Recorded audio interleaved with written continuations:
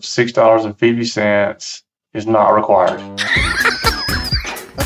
Do you think? You're listening to the Help Me with HIPAA podcast, where HIPAA and humor collide to make learning fun. Your delightful hosts are Donna Grindle and David Sims. Relax, HIPAA help is on the way. This is Valerie Williams from Arthritis and Rheumatology of Georgia in Atlanta, Georgia, and you are listening to the Help Me with HIPAA podcast. Thank you for that intro. I am David Sims of Security First IT and HIPAA for MSPs, and joining me is Donna Grindle, Cardin, the company that does privacy and security to help improve compliance for your company. Yes. Good morning, David. And they don't do IT. No. We talked to all the IT people. Yeah. So, yeah, we still get the question of, does Cardin do IT? No. No, we used to. We can talk to all the different entities that you have to work with. Plus, we also know how to deal with stuff like what we're talking about today, which your IT people don't. Yeah, this is true.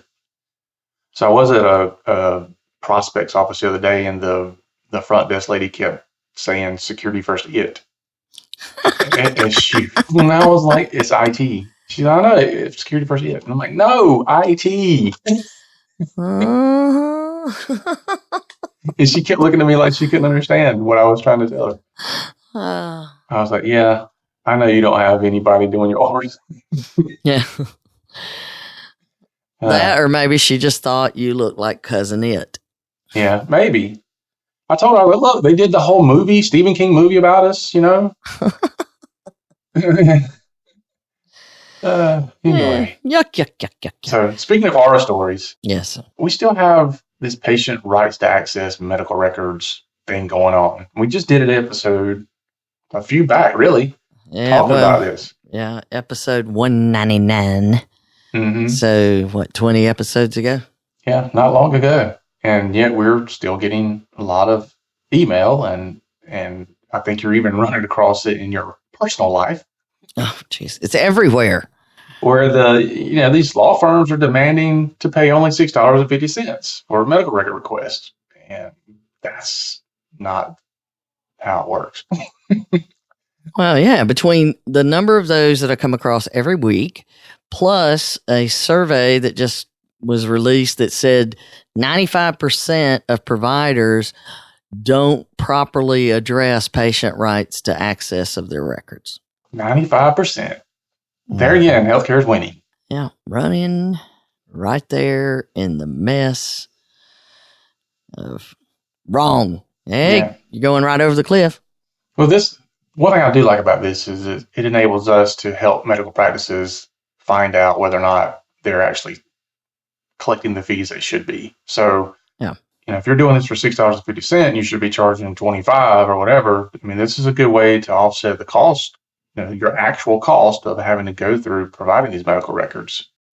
Well, it's the cost of dealing with these attorneys spreading incorrect information and getting away with it. Mm-hmm. Because they're attorneys. But we'll dive into that. Yep. We'll dive into all those reasons of the horror story. Yes. So, but before you do that, I want to remind everybody, if you like today's podcast, or if you don't, head on over to our podcast and give us a rating and review. We appreciate it. We haven't had any in a while. So do that. And HIPAA Boot Camp coming up in November. Big announcement. Finally, we were able to move some things around and find a date that we could land on. Yeah. So the final HIPAA boot camp for 2019 has been a bear to get on the schedule between David's schedule, my team's schedule, the facility schedule. It has taken many, many loops and lots of discussion to figure out how to do it. Mm-hmm. So we are doing a little different this time. It's Tuesday, Wednesday, Thursday, the first week of November, which are talking about the days? Yeah. You just said Tuesday, Wednesday, Thursday. 5, 6, 7. Oh, well, yeah, 5, 6, and 7. You didn't know that? Yeah, 5th, 6th, 7th. Anyway, so You can sign up. There's early bird pricing out there. Well, there will be by the time you hear this. And we've got some, it's an opportunity because no, we do not know when we're doing another one. No, we do not know. We do not know. It is so complicated to get this one done. We will probably do, 2 next year? One in the springish, winterish, springish. One before summer and one after summer, maybe. Yep. Maybe. That's your only 2 chances. You better get it in. Yeah, everybody asks for us to promote them early, and then they'd say, well, I know you're having another one, so I'll just go to the other one. Then they don't go to either one. So, no, we're not doing it. But we will be getting, all the paperwork done for CEUs and all that kind of stuff from HCCA. Lots of stuff going on. Big, great fun HIPAA boot camp. So, boot camp. So we're going to have the third day surprise again? I'm going to work on it. No guarantees. That was awesome, though. That just tied it all together. Ah, it was great. And put a bow on it. Yeah. So, yeah, we're working on a variety of surprises. So, hopefully we can get the schedule worked out. All right. Very good. Yeah. Anything else you want to talk about? No. All right, then. Let's hear from our sponsors, and we'll get into the topic. Did you know that 83% of healthcare organizations report a strong negative impact to their bottom line after a data breach? So many doctors think that they're HIPAA compliant and have nothing to worry about. Many of those organizations thought the same thing before it happened to them. Call Cardin today at 678-292-5001 so they can assess your practice and help ensure you are protected and prepared. Visit cardinhq.com to learn more. Cybercrime is a multi-billion-dollar industry and growing. How confident are you that your computer network can withstand a cyber attack? Can you afford to take the chance that what you have today will protect you? Call us and find out if the cybersecurity in your business is something you should be concerned about, or if you can rest easy knowing your business is protected. Visit us online at securityfirstit.com. That's securityfirstit.com and schedule a time to talk. And we're back. Thank you for the commercial break. So let's talk about 650 is not required. 50 cents. Okay. So there's a twofold issue here that's being addressed. One is you need to understand that everything about the new healthcare system design and all of that kind of stuff is about encouraging patient engagement. Over and over and over, they find that the more engaged a patient is in their own care, then it's less expensive, it's more successful, it's all these things. So they're trying to get patients engaged. And in order to do that, they need to look at their own records because it's their record. Plus, there's all kinds of new things that are coming out. There's different treatments and research programs and personal health records. And just thing after thing after thing that they could use their records to do something else they choose to do with it. So that's what it's all about, number one. So have you heard anybody say we can't give you your health records because of HIPAA? Oh, I've heard so many things. It's painful. I'm just like, and sometimes it's like you just want, do you know who I am? It's like when Severino went through that and he wanted to say, do you know who I am when you're telling me all this stuff that's wrong? But, he didn't do it. And sometimes I get fed up and do it. Sometimes I'm like, look, just let me talk to somebody else. Yep. So we have this need to give patients their records. And we're going to talk about that since the study said so many people don't really understand it. They aren't prepared to do it properly or understand why they're supposed to be doing it and how. And then comes the fees that you can charge for patients to get their records, and how these attorneys have muddied the water and made this thing more complicated because they're trying to use a loophole, which, well, you know how I feel about that. So first and foremost, though, let's talk about that the patients need access to their records. And remember, the idea was everybody's going to be electronic. Mm-hmm. You know, so if I've got documents and data that's electronic, I mean, I share that stuff with David in no time, and I do it securely. So I should be able to get the same thing from my doctor's offices. Right. You would think. So you're supposed to have a designated record set, which is, this is what we consider the medical record. Boom. And the only things that you can exclude from that when a patient asks for their record are psychotherapy notes, because you can always, you know, everybody always wants to know what the therapist is writing down. And that's the only thing you don't have to release, which drives me insane. I want to know. Anyway, or information compiled in, and I like this phrase, in reasonable anticipation of or for use in a criminal, civil, or administrative action or proceeding. Basically, if there's something going on and you're gathering information, keeping it in a patient record, you don't have to give them that. Okay. And it says they should be provided without reasonable delay. There Here we go. What's reasonable? Exactly. But I mean, come on. We should all think about what's reasonable. What would you want? You know, you're the patient. What would you want to happen? Think of it that way. Yeah. Well, the unfortunate thing is, you know, we live in the microwave society, and everything is so instant that you feel like somebody should be able to hand you your records when you walk in the door. Yes. But it ain't that easy. Mm-mm. Because you've got to understand the systems. You got to know which parts to get. There's all these things, which is why you should have a policy and procedure that says when a patient requests their records, here's how you get them, period. But remember, the idea when this was written is most people will be electronic. So this shouldn't be hard. Mm-hmm. I get data out of computer systems every day. Yep.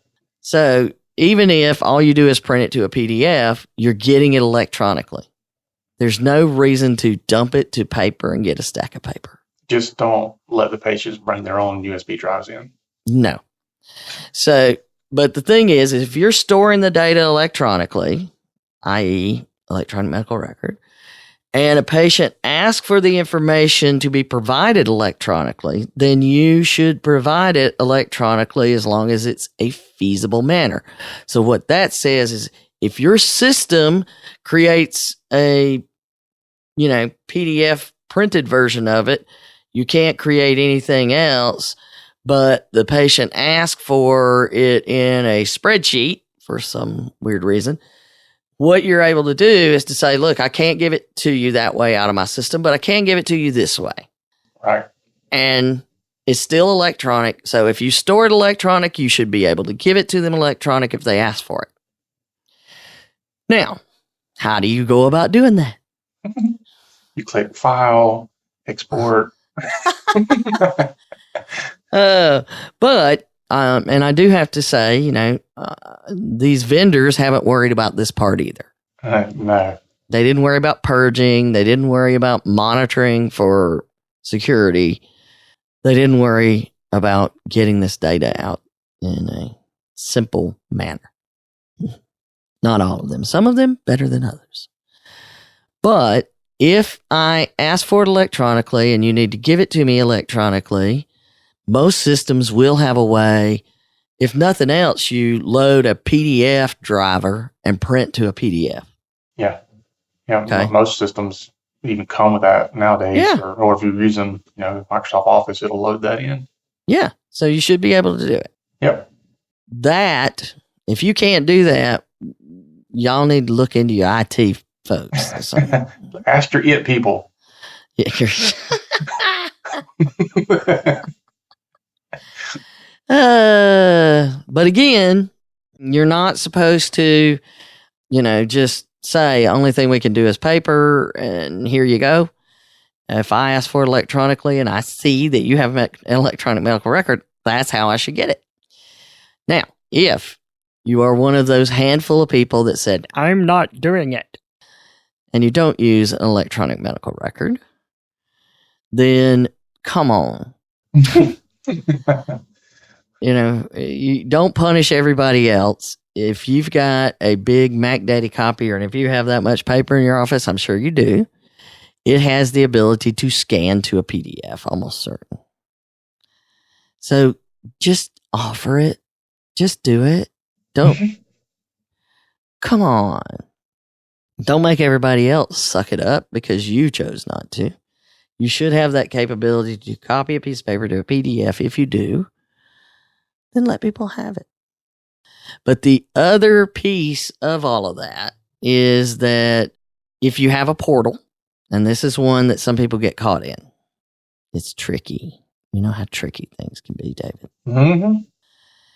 Sometimes you go to the patient portal and the only thing that's on there are bills. I can see the procedure codes, the diagnosis codes, and the billing. That's it. Mm-hmm. That is not the designated record set. It doesn't have my lab reports. It doesn't have all this other stuff. So you can't just say go to the portal and get it if you don't have everything there.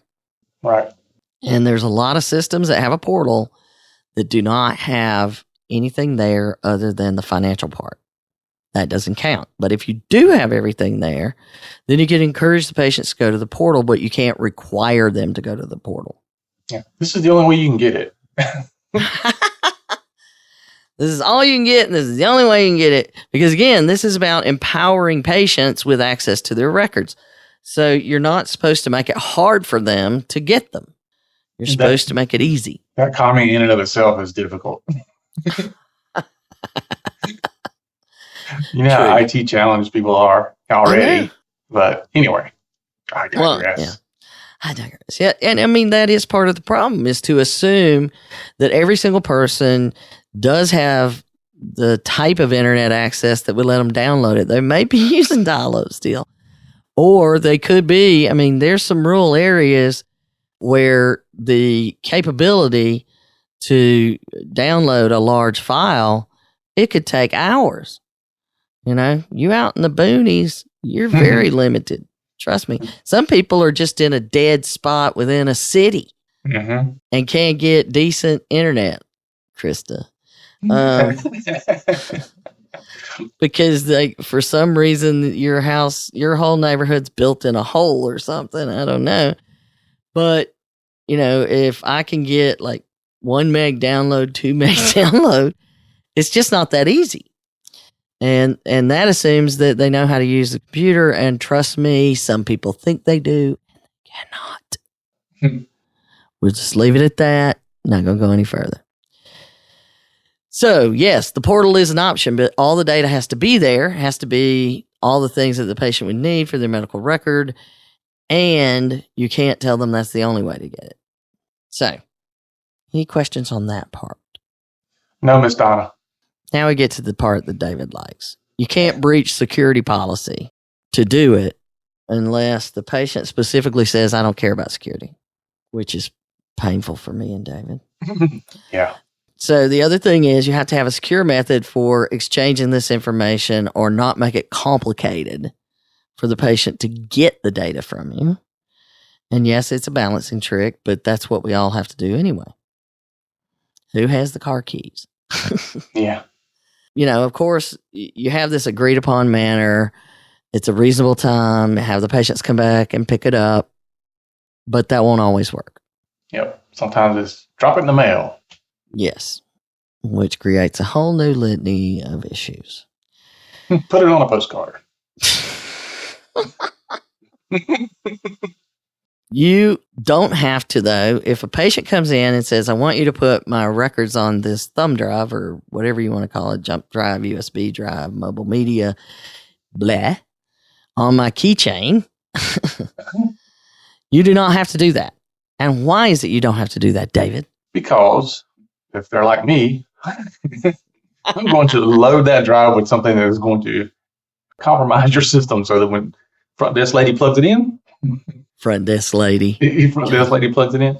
But no, anybody could, they could have an infection on their home computer. They plug that drive in at home, and there's an infection on that thumb drive, and now somebody in your organization plugs it in to your network, and guess what? You have now been infected. Yes. So that is why you do not do that if anyone gives it or if you find one in the parking lot.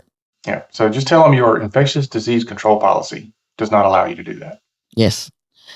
My technology infectious disease control.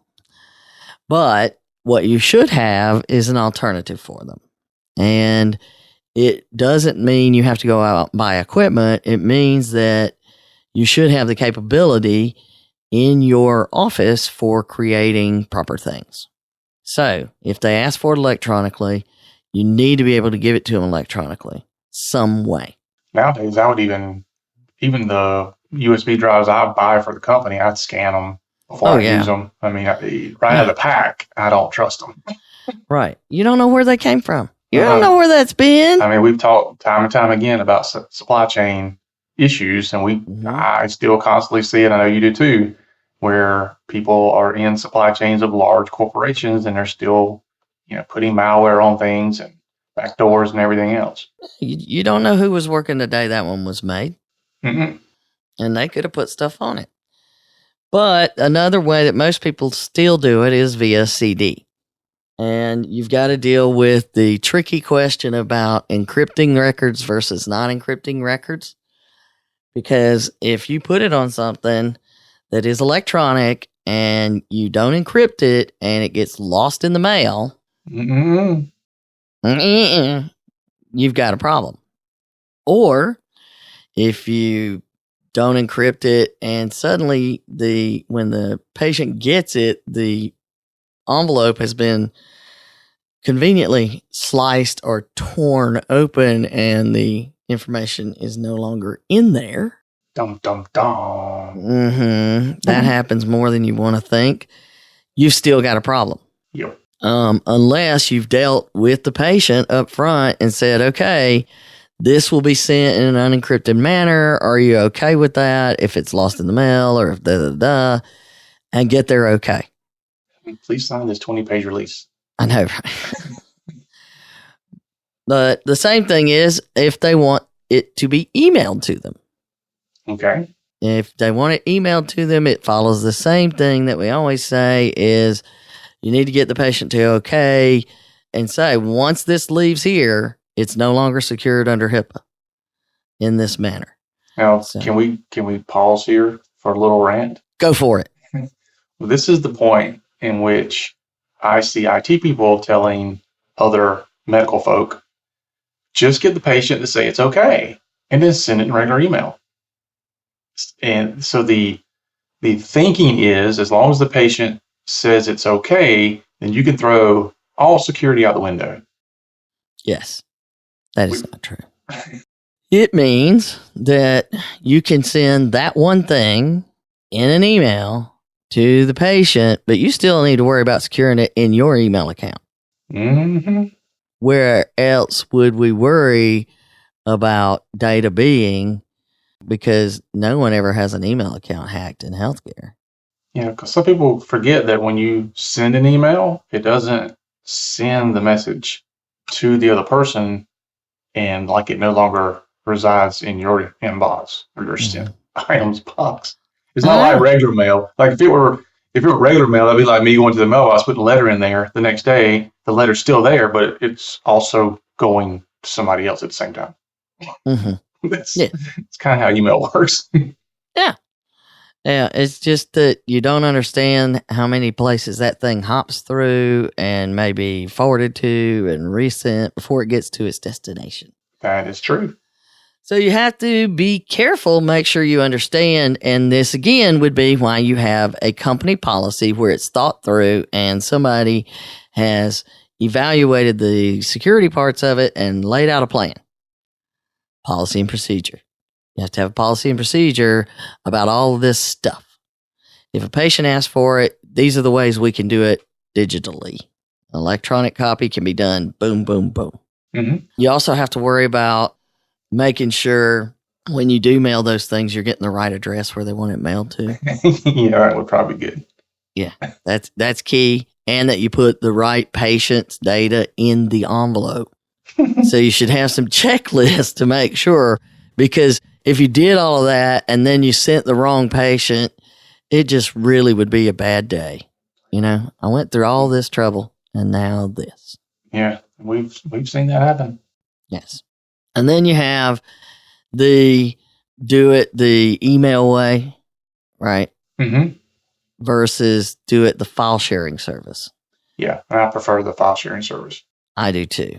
And we'll talk about that a little bit more in detail. But basically, you upload the file to a file sharing service that is a business associate. Mm-hmm.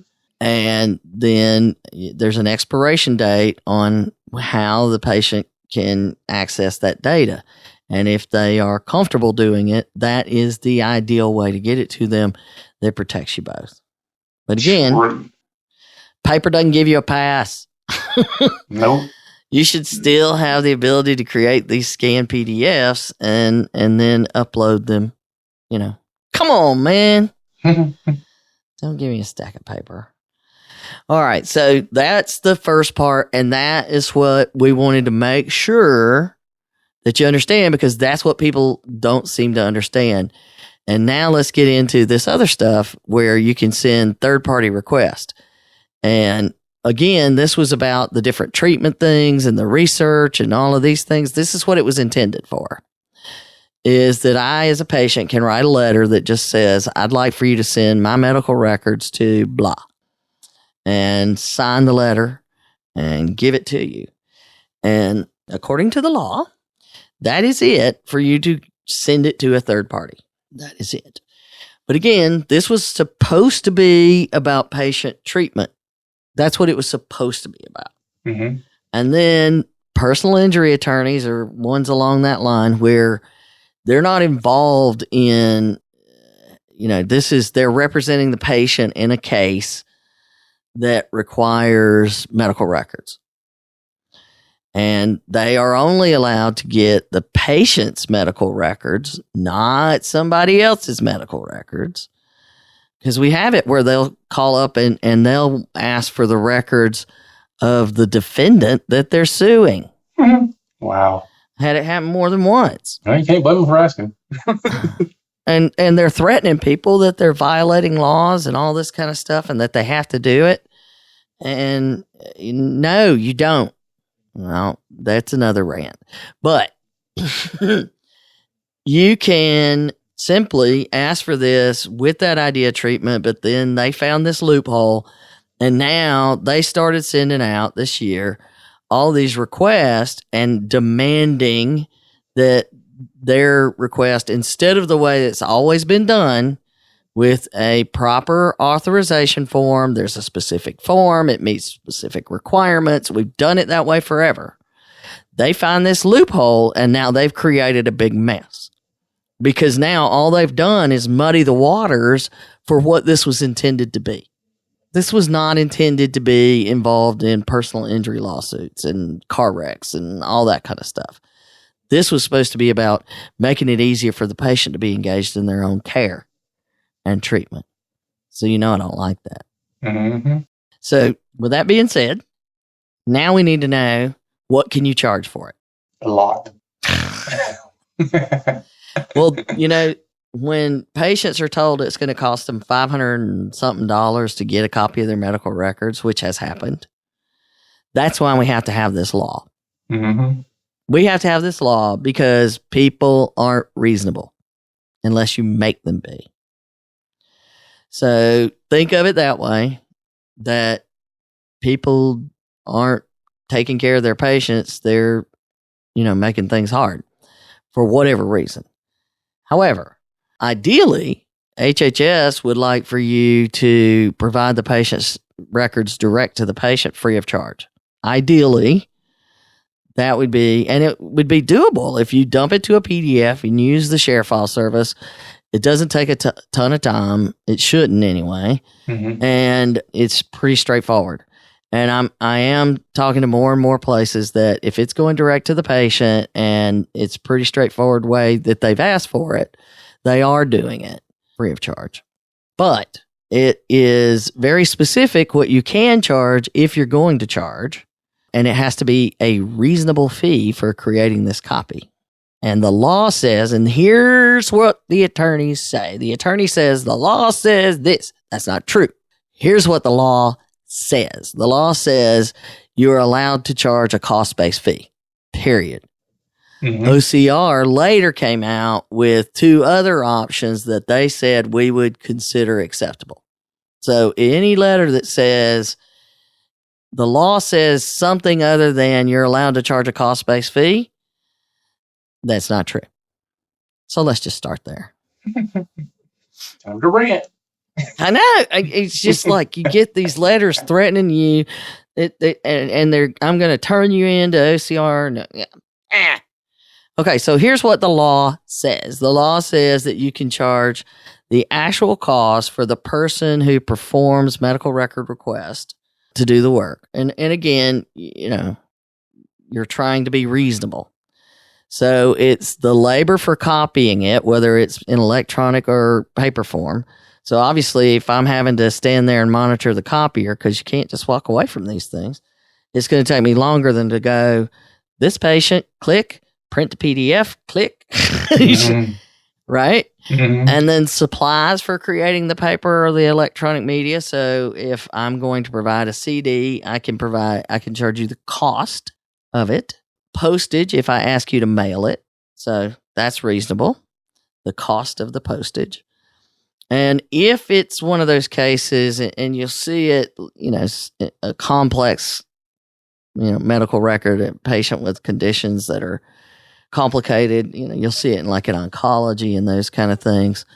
And you can discuss with the patient, you want me to just summarize this. If the patient okays it, you can charge for the labor to do that, to just create a summary. Now, I would imagine that you want to document how you come up with this number. Yeah, you're going to basically create an invoice for those fees. Right. You know, and you want to be reasonable about it. Okay, if the person doing the work is like the practice administrator and they make, you know, 2-3 times what a normal medical records employee would be, then you want to be reasonable. You know, the labor cost needs to be reasonable for the job that's being done. Obviously, if you're training a new person and it takes them twice as long than somebody that knows what they're doing, you still want to be reasonable about what you're charging. Right. You know, let's let the slowest person that makes the highest amount do it. And that's what That'd be the doctor. So, you know, you want to be able to show your math. Right. It's just like math class. Show your math. And, you know, make a little line item. Here's the line item so you can show what you're charging. And it should be nothing more than those things. Labor, supplies, postage. Easy Over peasy. and out. Yeah. Easy peasy. And so keeping that, you know, it should be reasonable for the size of the patient records and the way that it's being created. Okay. Mm-hmm. That's what the law says. Done. But what about 650? Where does 650 come I from? know. You know, OCR was trying to make it easier. And, you know, look what happens. This crap happens. They published guidance, man, it's been years ago, that gave you alternatives rather than having to keep up with the actual labor cost and how long it took somebody to do it and all of that kind of stuff. They said, look, what we'll let you do is you can calculate what an average labor fee is, show us your math, and then every record, every request, you just charge that same amount for the labor. You still charge cost for the media and the postage. Mm-hmm. Okay. Just simplifying the labor cost. Right. That was nice of them. And, you So you can choose to do that. You just got to show your math. But then they added this other thing. And this is the thing where the wheels fell off and everything went over the cliff. They were trying to be nice. They said you can alternatively, rather than calculate the cost, charge a flat all-inclusive fee of $6.50. Okay. And they call it, this is like a safe harbor. It's the easiest way to calculate it. And you just say, look, $6.50, I'm done. Yeah. So if you don't want to do the math, yeah, you can just say $6.50. Yeah, $6.50. And tape my 50 cents on a piece of paper, 2 quarters. 1, 2, 3. So this was them being nice, trying to make it easier. But then that's when the attorneys got involved. And please, if you are listening to this and you're an attorney, will you please just share this information with other attorneys until all attorneys hear this? They told 2 people, and they told 2 people, and they told 2 people. I'm going to be very clear. $6.50 is not required. $6.50 is not required. One more time. $6.50 is not required under the law. Period. It is not. And bring it. I had attorneys send me things to reference, and I'm like, yeah, that's not the law. That's somebody's saying you can do it for $6.50. Go read the law. We've had attorneys say, we understand the nuances of HIPAA better than you do. And what kind of law do you practice? Okay. Bottom line is, here's what the law says. We just went through it. We said the $6.50 was an option that OCR was just trying to be nice. So if they send you a letter that says you must do this, and the way that they've done it is because of that patient letter signed by a patient thing. Now what they do, instead of having the authorization form, they draw up a letter that says you need to do this because high tech says you have to do this for $6.50. And you're violating HIPAA, and we're going to turn you into the OCR. I mean, they'll threaten all kinds of things. You never know what it's going to say. Sometimes they're nice, just wrong and nice. Please review this and you'll understand why I'm asking for $6.50. And I say, I did review that. And if you read the whole thing, it says that's an option. This is what the law says. So what you do is you say, no, it is not true.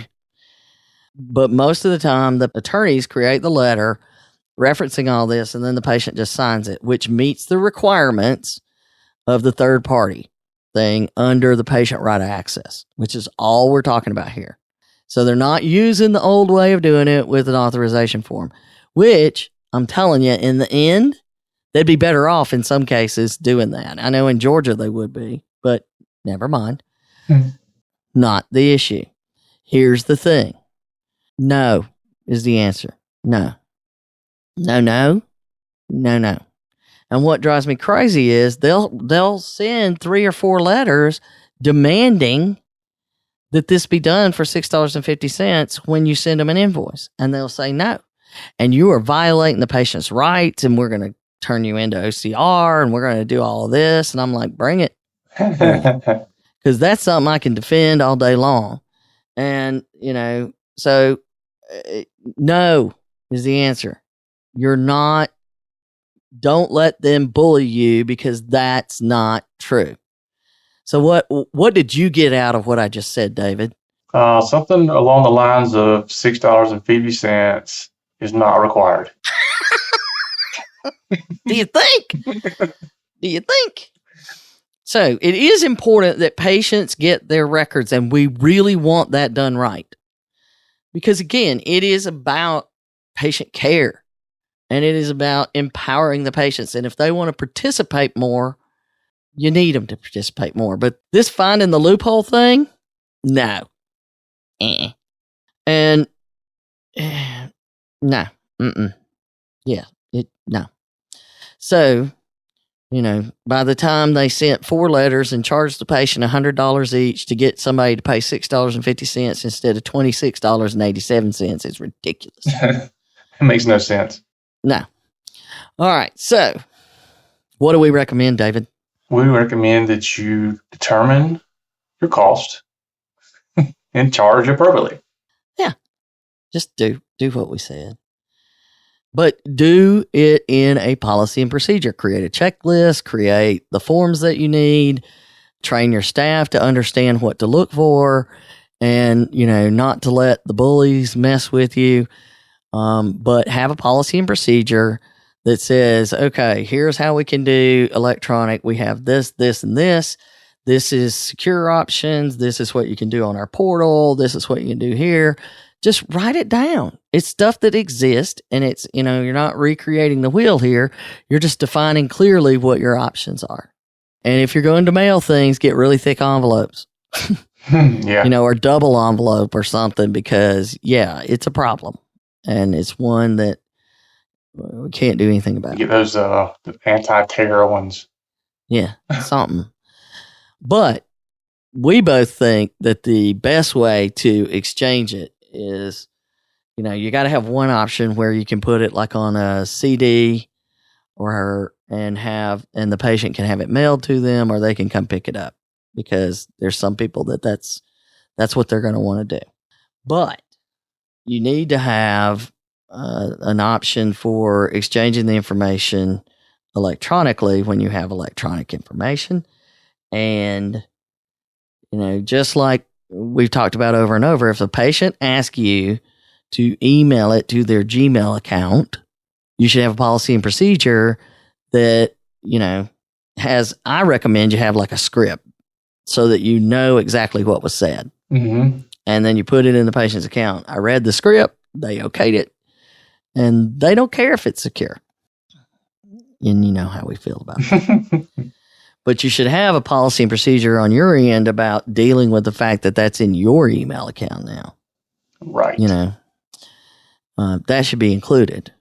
But using a secure file sharing option with a company that's signed a BAA and you vetted them properly, it's not just they signed it. We still don't want you to assume, because we know about assume. Mm-hmm. And you don't need a ton of storage, because you're not like storing this stuff out here. You're going to put it out there for a short period of time and then say, okay, this expires. And if you don't go get it, we'll have to put it back out there, but you have a very limited amount of time. But you have a set document that explains to the patient what to do. Right. Now, we use ShareFile for that, but we exchange a lot of secure information.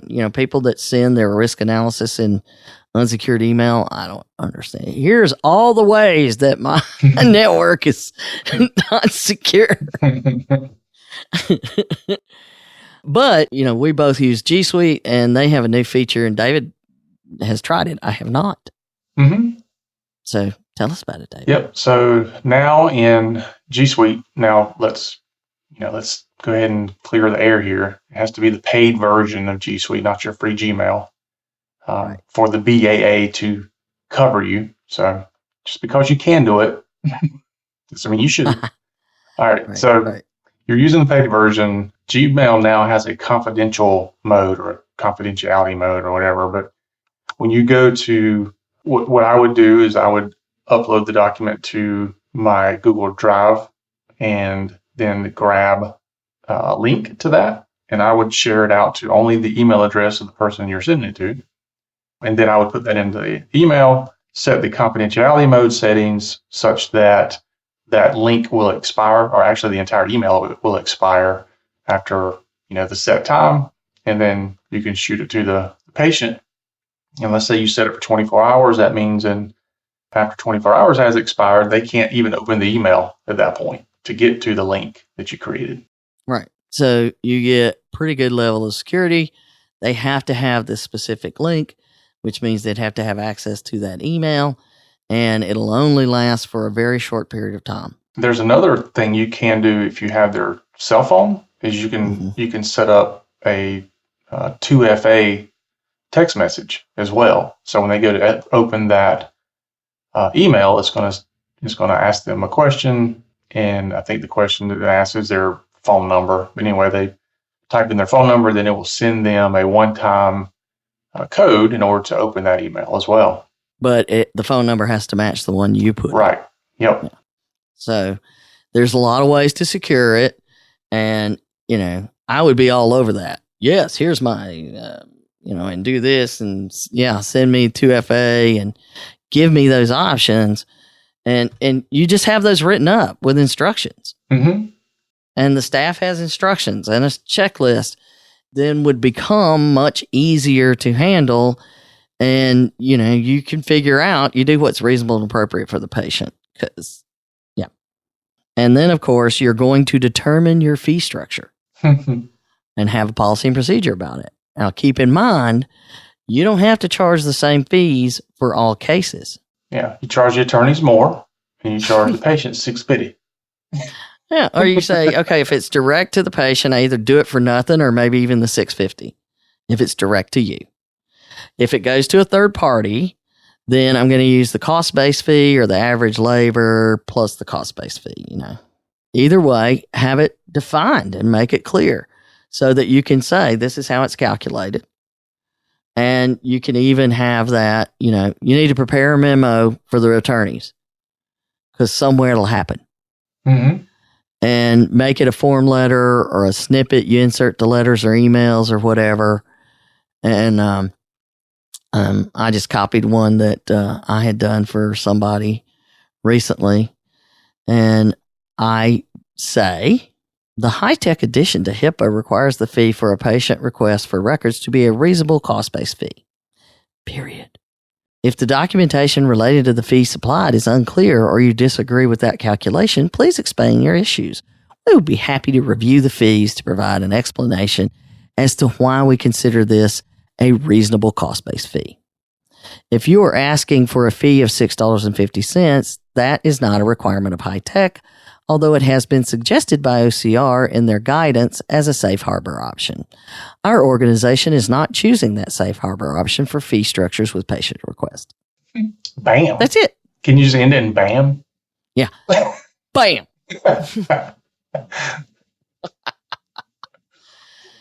So the whole point here was this was put in place to not become a roadblock for patients, to help, empower and get them engaged in their care and all this kind of stuff. It's not supposed to be a major hassle. It's not supposed to be expensive. You're supposed to help your patients because this is about patient care. Mm-hmm. Preach it. Mm-hmm. But, don't let these attorneys protect your patient. Protect your patient. And those who keep sending things that say, and particularly, I've seen several here in Georgia where it says you're violating Georgia law and that you're not violating HIPAA if you release this, and threatening to, turn me in. Here's the bottom line. The number one thing that always remember when it comes to state law versus HIPAA, whichever one protects the patient more is the one to follow. And if giving away records is what state law says you can do, then HIPAA says you can't do it, then don't do it. And don't let them try to tell you that HIPAA says you can, because that's not true. Mm-hmm. True. So just because somebody's suing one of your patients doesn't mean they can demand the medical records. Or one of your patients is suing somebody else and their lawyer's demanding the medical records, which is a whole nother thing. But just don't do it. Just don't do it. Protect your patient, because what is it? It's about patient care. Just if you have any questions, just email Donna. Oh, dude. I get enough of those from our clients. You said Donna at cardinhq.com. Bless you.